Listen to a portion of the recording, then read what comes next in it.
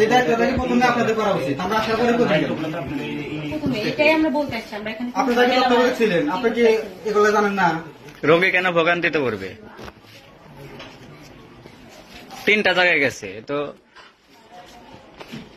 এখন যে তত্ত্বাবধায়ক আছে তাতে এগুলো একটু ঘুরে ঘুরে দেখা উচিত। আপনারা রান্নাঘাট করেন কেন?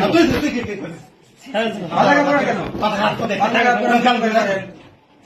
আমরা হয়রানি হবো কেন? আমি এখন অস্ত্র নিয়ে খাই গলা কাটে মনে করে দেবো না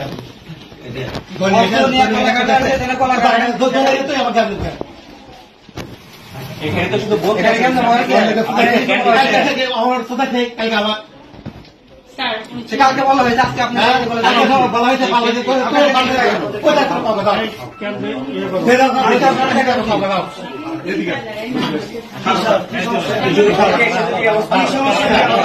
ধন্যবাদ।